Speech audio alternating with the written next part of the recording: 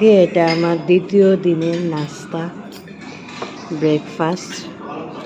এটাও নাস্তার সাথে ছিল স্যুপ এবং ট্যাং।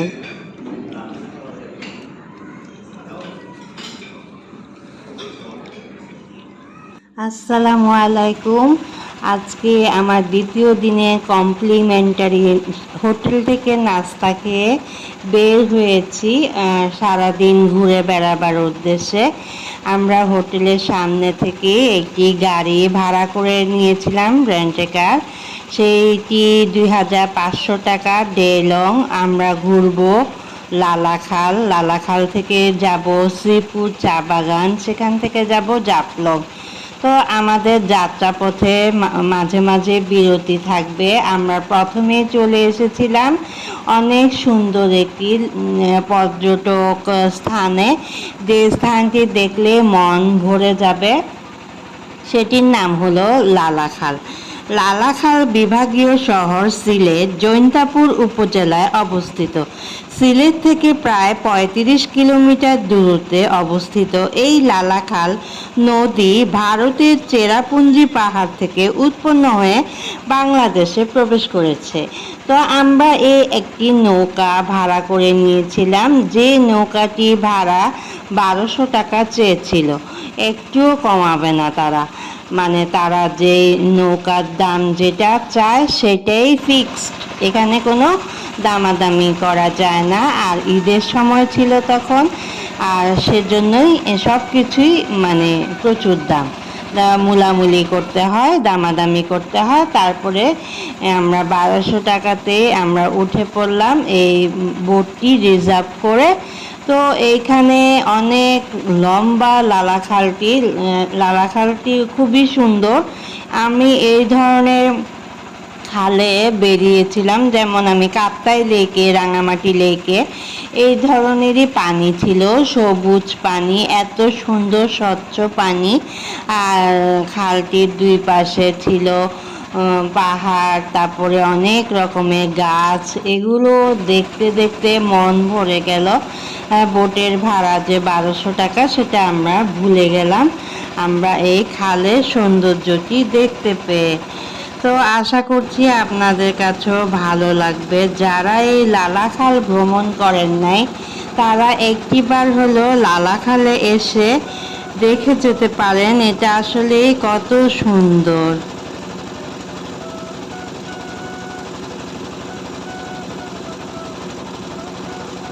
লালাখাল জৈন্তাপুর, সিলেট জেলা, বাংলাদেশের একটি অন্যতম পর্যটন স্পট। জায়গাটি তার সুন্দর নীল জলের জন্য পরিচিত। লালাখাল তামাবিল সড়কের কাছে সরি নদীর একটি প্রশস্ত চ্যানেল। নদীটি খুব গভীর না হলেও সিলেটের বালির অন্যতম উৎস। আমরা দরগার সামনের হোটেলে, হামামা হোটেলে উঠেছিলাম। সেই হোটেল থেকে সিলেটের একদমই প্রপার টাউনে, যেখানে দরগা শরীফ, হজরত শাহজালাল রাদিয়াল্লাহু তাআলার মাজার অবস্থিত, সেখানকারই হোটেলে আমরা ছিলাম। সেই হোটেলের সামনে থেকে আমরা গাড়ি ভাড়া করে এই লালাখালে এসে পৌঁছেছিলাম। তো অনেকক্ষণই সময় লেগেছিল, সময়টা কতক্ষণ লেগেছিল ভুলে গেছি। তো সিলেট জেলা থেকে এটার দূরত্ব ছিল 35 কিলোমিটার। তো লালাখালের সৌন্দর্য বর্ণনা করে শেষ করা যাবে না। নীল পানির সাথে নদীর দুই পাশে নয়নাভিরাম সৌন্দর্য ভ্রমণ পিপাসু পর্যটকদের প্রতিনিয়ত মুগ্ধ করে। নাম লালাখাল হলেও এর পানির রং স্বচ্ছ নীল, মনে হবে মালদ্বীপ সাগরের পানির হুবহু প্রতিচ্ছবি দেখা যাচ্ছে। এখানে লালাখাল মিশে গেছে সারি নদীর সাথে। লালাখালের তামাবিল অংশের নাম সারি নদী। স্বচ্ছ নীল জলরাশি, দুপাশে নয়নাভিরাম সৌন্দর্য, সবুজ বন, পাহাড়, বালুচর, চা বাগান, কি নেই লালাখালে। সৌন্দর্য পিপাসুরা এই লালাখাল ভ্রমণ করলে অবশ্যই তাদের মন ভালো হয়ে যাবে। 45 মিনিটের দারুণ এক নৌকা ভ্রমণ করে এর প্রকৃতির অপরূপ দৃশ্যের সাক্ষী হতে পেরেছিলাম।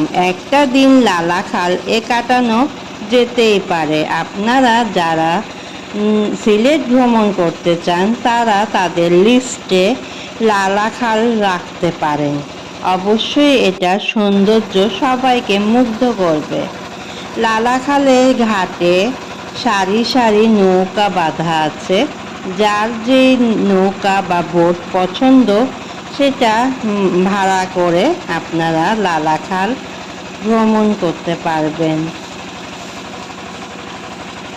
লালাখাল ভ্রমণ করে একই সাথে ওই দিনই ওই রাস্তা দিয়ে জাফলং যাওয়া যায়, সেটাও আপনারা ভ্রমণ করে নিতে পারেন। আমরা জাফলং গিয়েছিলাম এবং এর মধ্যবর্তী একটি স্পট ছিল শ্রীপুর চা বাগান, সেটিতেও গিয়েছিলাম। খুবই সৌন্দর্য। এই সৌন্দর্য আমি এখনও শ্রীপুর চা বাগানটি দেখাইনি। সামনে আমার ভিডিও আসবে শ্রীপুর চা বাগান। তো আপনারা আমার ভিডিওটির সাথে অবশ্যই যুক্ত থাকবেন এবং আমাকে উৎসাহিত করবেন। আমি আজকে লালাখাল ভিডিওটি দেখাচ্ছি, এই সৌন্দর্য বর্ণনা করছি। কেমন লাগছে আমার আজকের ভিডিওটি অবশ্যই ছোট্ট একটি মন্তব্য করতে ভুলবেন না যেন।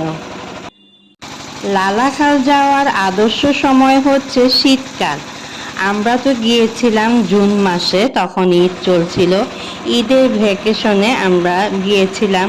তবে শীতকালে গেলেই মনে হয় সবচেয়ে ভালো লাগবে।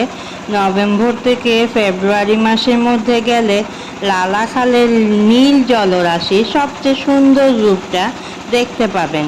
শীতের সময় লালাখালের পানি এতটাই স্বচ্ছ থাকে যে উপর থেকে একদমই নদীর তলদেশ পর্যন্ত দেখা যায়।